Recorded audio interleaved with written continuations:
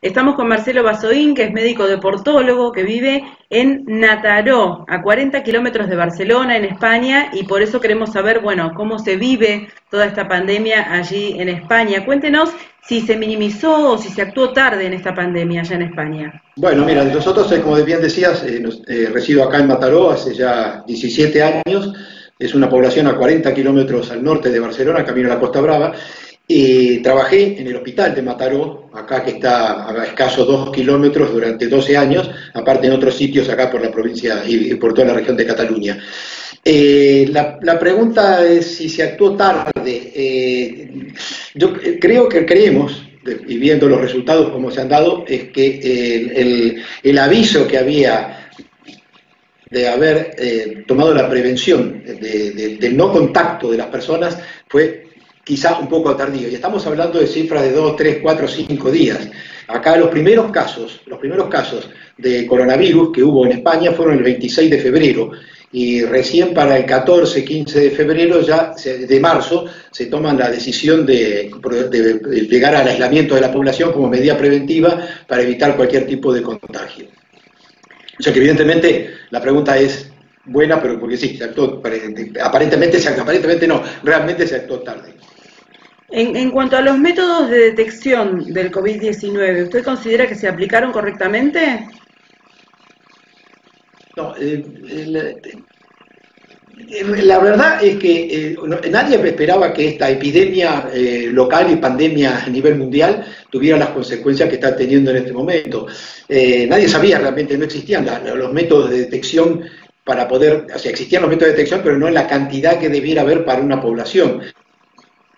Esto pasa más o menos, acá hay un dicho que dice, a toro pasado se sabe qué es lo que hay que hacer, ¿no? O sea, cuando pasa el toro, cosa que yo no soy taurino, y creo que el arte taurino no es un arte, por las consecuencias que trae, pero el toro es fácil, es decir, habría que poner el capote a la derecha o a la izquierda, sí, después que pasó el toro, pero antes, ¿qué hacemos? Y acá pasa lo mismo, el toro vino, pasó, y nadie estaba preparado como para poder saber, poder determinarle a la población, hacer un chequeo general de toda la población, para saber cuáles eran aquellas personas que estaban infectadas, cuáles estaban en grado sumo, cuáles estaban en grado mínimo y cuáles estaban realmente desahuciadas, donde entonces uno podía llegar a decir, saco a estas personas de aquí, las pongo en este lugar, las aíslo y dejo el resto de la población en libertad de acción, digamos, porque sé que no se van a contagiar. Eso no se puede hacer porque no existían los métodos, ni existen todavía los métodos en la cantidad suficiente para poder chequear una población. Imagínate que aquí nosotros vivimos en este pueblo, que no es pueblo, es una ciudad de 140.000 habitantes casi, rodeado de pueblos alrededor, que conforma toda la zona del Maresme, con ha de haber cerca de 300.000 habitantes, y toda esta zona no hay la cantidad de métodos de diagnóstico como para poder hacerlo, ¿no? Claro, usted habló de la población puntualmente, y lo que queremos saber también es si varió o si se modificó la población en riesgo de contagio de coronavirus allí en España. No. Los datos siguen exactamente iguales. En este momento hay 3 grandes grupos, como está pasando en todas partes del mundo. Los niños que no están afectados, los jóvenes que tienen menos posibilidad de contagio y de padecer la enfermedad, o sea, tienen posibilidad, pero la toleran y crean anticuerpos y se inmunizan una vez que han recibido el virus. Y después están los mayores de 65 años, que cuanto peor es el estado de salud que presentan, el estado del bienestar, más posibilidad tienen de poder llegar a tener trastornos severos. Bueno, en este caso, en muchos casos, como está pasando, sobre todo acá, por ejemplo, en las residencias de ancianos y lo demás, o de gente mayor, si se lo quiere llamar, están habiendo había habido infinita cantidad de muertes, porque realmente cuando hay un estado de inmunodeficiencia en la población, eso es muy serio. Eso le iba a preguntar precisamente, si tiene algo que ver el estado previo de salud de la persona o influye de alguna manera en poder contraer o no el coronavirus.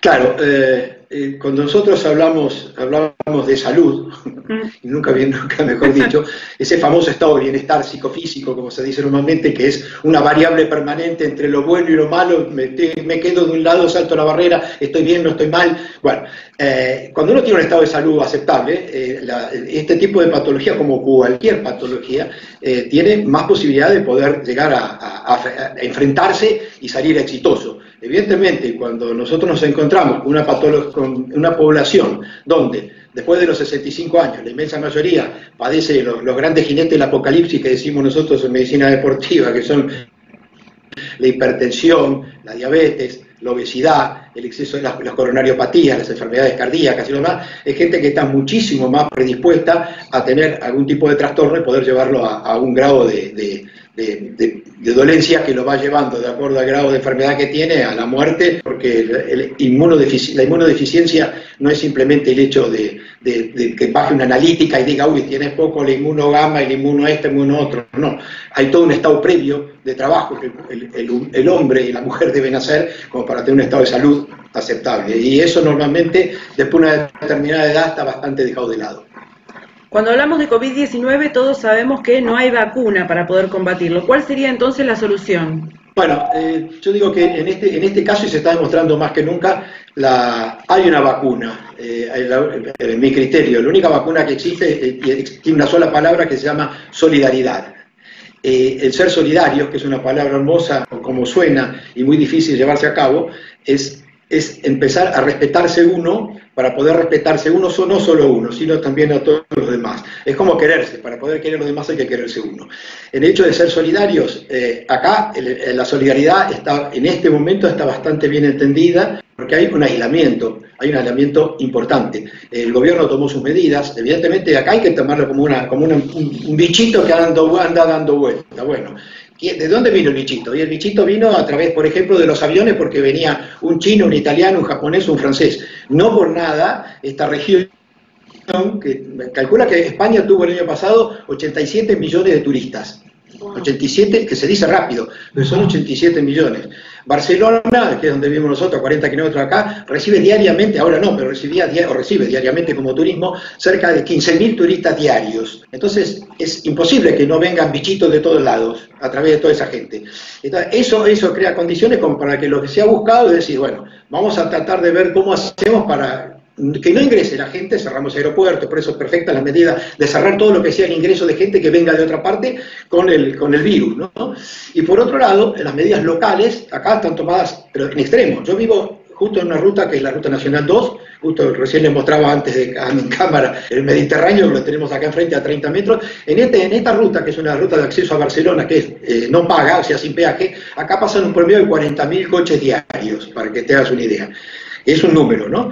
Bueno, en esa ruta en este momento yo no sé si pasan 500 coches por día. ¿Por qué? Porque yo vengo recién de hacer la compra semanal que hacemos, con barbijo y con todos los elementos que hay que tener, tomando la distancia de 1,5 metros y todo. Hay policía nacional, policía provincial, los mozos de escuadra, las fuerzas del ejército, que es la unidad medicalizada del ejército, está la policía nacional, la guardia civil, controlando permanentemente que no circule. Te paran, te preguntan, te dicen dónde vas, tenés que presentar la boleta de compra de lo que has hecho en el supermercado, si es que dice que vas al supermercado, si tienes que ir a trabajar y tienes permiso, tienes que tener un certificado donde diga que no te puedes movilizar, y la gente ha tomado esto muy, muy en serio, no se sale de las casas, hay un aislamiento voluntario, porque realmente las cifras no son para nada halagüeñas, y la gente se está muriendo en cantidades asombrosas. Hay áreas preparadas en los hospitales, en los sótanos para depositar los cadáveres, o sea, y acá en Cataluña, por ejemplo, en este momento, ya las personas de más de 80 años, cuando van los sanitarios con las ambulancias, que es gente que está en general capacitada como para poder determinar si están en condiciones de ser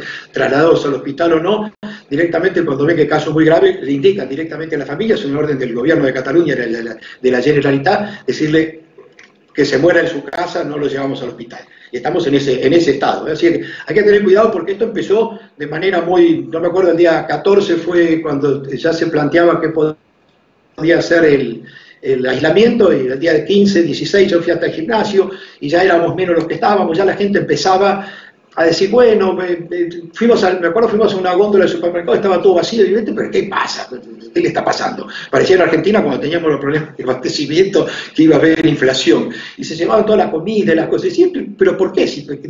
Y eso, ojo, estamos hablando del 24 de febrero, el primer caso, el 25 de febrero, y estoy hablando del 14 de marzo. Hoy estamos a día 3 de abril, y bueno, la pandemia subió, se fue, trepó, y realmente es preocupante, y hay que tener cuidado porque si se toman las medidas previas, como decía anteriormente, evitar que los virus entren a una zona determinada, bueno, la posibilidad de poder tener éxito y que este desgraciado elemento no entre en la vida diaria de los humanos.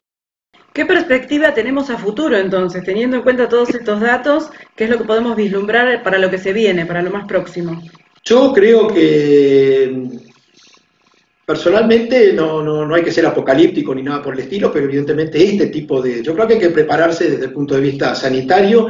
Creo que acá hay órganos que evidentemente no han tenido, hay una Organización Mundial de la Salud, que es una entidad que uno creía, o cree, yo no dejo de creer, pero me cuesta ponerle fichas a la Organización Mundial de la Salud, porque no ha habido una respuesta. No hay una respuesta concreta todavía. Fíjate que, por ejemplo, el otro día estaba mirando los informes de Viroli, que es un virólogo y epidemiólogo tucumano, y hablaba con buen criterio del no uso del barbijo, y sale un señor chino en internet hablando que hay que usar barbijo porque los virus andan en el aire y flotan, y uno explica que no, y estamos en el medio de una pandemia, después de un mes de estar con la pandemia, y todavía no sabemos si hay que usar barbijo o no hay que usar barbijo, ¿sí? Entonces, evidentemente, si hay un comité de expertos, si hay un comité en serio de gente que maneja el tema, yo creo que, bueno, esto nos va a dejar como experiencia poder decir en el futuro qué medidas debemos tomar y qué medidas no debemos tomar. Quizás todas las medidas que se están tomando sean exageradas. Hay países como Bélgica que permiten, por ejemplo, salir a hacer actividad física. Yo todavía tengo mis años, porque tengo nada más que 69 años, pero todavía sigo actividad física competitiva, y realmente es alucinante el grado de locura que uno puede llegar a tener en la medida que uno puede desarrollar su actividad. Entonces quizás las medidas de aislar a toda la población hayan sido exageradas, no sé, el tiempo lo dirá. No, con esto no estoy diciendo que no voy a ser solidario, estoy cumpliendo con lo que se debe cumplir, pero me planteo que en un futuro habrá que, de esto nos tiene que dejar un aprendizaje muy importante, sobre todo en el área médica y sobre todo en el área de cuidado de la salud, para poder llegar a tener hábitos saludables, para poder llegar a tener una población preparada para poder subsistir y para poder tener los medios para combatir en el supuesto caso que llegara a ocurrir algún otro tipo de esta situación que nunca lo hemos pensado que podía ocurrir. Siempre se hablaba de la gripe del pollo, de la gripe aviar, de la gripe del ébola, de esto y lo otro, y nunca le dimos nunca fueron de la gravedad que evidentemente tiene esto. Nosotros, acá mismo con colegas míos, que estoy en permanente contacto, gente que ha estado hasta en guerra a través en países en situación de guerra, como si fueran Médicos Sin Fronteras, ellos están realmente asustados por los resultados que se están obteniendo en la cantidad de afectados y en la cantidad de muertos que está viendo, porque realmente no es ninguna gracia. Le agradecemos muchísimo, doctor Marcelo Basovín, por su tiempo. Sabemos que está a punto de realizar su jornada de actividad física, así que muchísimas gracias por este contacto. Sí. No, gracias a ustedes y adelante con el programa.